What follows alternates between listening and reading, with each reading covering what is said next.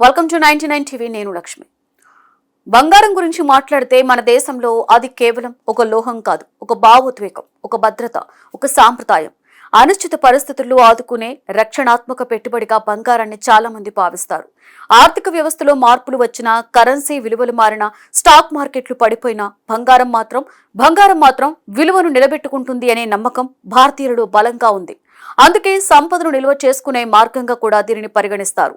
పెళ్లిళ్లు, పండుగలు, కుటుంబ వేడుకలు ఎక్కడ చూసినా కూడా బంగారం ఒక భాగంగా కనిపించడం ఇదే కారణం. భారత్లో బంగారం అంటే మహిళల ఆభరణాలు మాత్రమే కాదు, కుటుంబ భద్రతకు ప్రతీక. చాలా కుటుంబాలు బ్యాంకుల్లో డబ్బు ఉంచినట్లే బంగారాన్ని కూడా ఒక సేవింగ్ గా ఉంచుకుంటాయి. గ్రామీణ ప్రాంతాలలో అయితే బంగారం మరింత ప్రాముఖ్యతను కలిగి ఉంటుంది. అక్కడ బ్యాంకింగ్ సదుపాయాలు తక్కువగా ఉండే సందర్భాలలో బంగారం ఒక సులభమైన పెట్టుబడి మార్గంగా మారింది. అవసరమైనప్పుడు తక్షణం డబ్బుగా మార్చుకోవచ్చనే సౌలభ్యం కూడా దీనికి పెద్ద ప్లస్. ప్రపంచవ్యాప్తంగా చూసుకుంటే భారత్ బంగారం వినియోగంలో అగ్రస్థానంలో ఉంది. ప్రతి సంవత్సరం వందల టన్నుల బంగారం దిగుమతి చేసుకునే దేశాలలో భారత్ కూడా ఒకటి. చైనా తర్వాత అత్యధికంగా బంగారం వినియోగించే దేశంగా భారత్ నిలుస్తోంది. ఇది మన దేశంలో బంగారం పట్ల ఉన్న ఆకర్షణను స్పష్టంగా చూపిస్తోంది.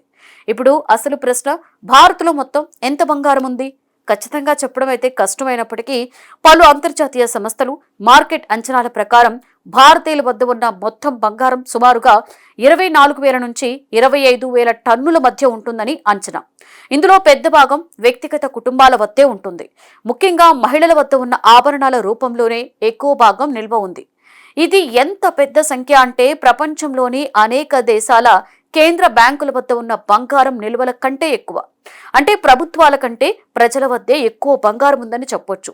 ఇది భారతదేశానికి ప్రత్యేకమైన అంశం. ఇతర దేశాలలో బంగారం ఎక్కువగా ప్రభుత్వాల వద్ద ఉంటే మన దేశంలో అది ప్రజల వద్ద విస్తృతంగా విస్తరించి ఉంది. ఇక ప్రభుత్వ స్థాయిలో కూడా బంగారం నిల్వలు ఉన్నాయి. భారతీయ రిజర్వ్ బ్యాంక్ వద్ద కూడా వందల టన్నుల బంగారం నిల్వగా ఉంది. ఇది దేశ ఆర్థిక భద్రతలో భాగంగా ఉపయోగపడుతుంది. అవసరమైనప్పుడు విదేశీ మారక నిల్వలకి బలంగా నిలుస్తోంది. బంగారం ధరలు పెరుగుతూ ఉండడం కూడా ప్రజలను మరింత ఆకర్షిస్తోంది. గత కొన్ని దశాబ్దాలలో బంగారం విలువ గణనీయంగా పెరిగింది. దీనివల్ల దీని పెట్టుబడిగా చూసేవారి సంఖ్య కూడా పెరిగిపోయింది. అయితే ధరలు పెరిగినప్పటికీ కొనుగోలు ఆగలేదు. ఎందుకంటే భారతీయులకు బంగారం కొనడం అనేది కేవలం లాభ నష్టాల లెక్క కాదు, ఒక సాంప్రదాయం. అయితే దీనికి మరో కోణం కూడా ఉంది. భారత్లో బంగారం ఎక్కువగా దిగుమతుల ద్వారా వస్తుంది. దీనివల్ల దేశ విదేశీ మార్క నిల్వలపై ఒత్తిడి పడుతుంది. ఎక్కువగా బంగారం దిగుమతి చేస్తే డాలర్ల రూపంలో చెల్లింపులు చేయవలసి ఉంటుంది. ఇది దేశ ఆర్థిక సమతుల్యంపై ప్రభావం చూపే అంశం. ఇదే కారణంగా ప్రభుత్వం బంగారం వినియోగాన్ని నియంత్రించడానికి కొన్ని చర్యలు తీసుకుంది.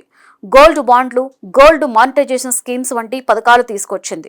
ప్రజలు భౌతిక బంగారం కొనకుండా ఆర్థిక రూపంలో పెట్టుబడి పెట్టేలా ప్రోత్సహిస్తోంది. అయితే సాంప్రదాయంగా ఆభరణాల రూపంలో బంగారం కొనడం ఇంకా తగ్గలేదు. మొత్తం మీద చూస్తే భారత్లో బంగారం ఒక ఆర్థిక సాధనం మాత్రమే కాదు, ఒక సామాజికపు గుర్తింపు కూడా. కుటుంబ సంపద, భద్రత, గౌరవం ఇవన్నీ కలిపి బంగారాన్ని ప్రత్యేక స్థాయిలో నిలబెట్టాయి. సుమారుగా 25,000 టన్నుల బంగారం ప్రజల వద్ద ఉండడం అంటే ఎంత పెద్ద సంపదో అర్థం చేసుకోవచ్చు.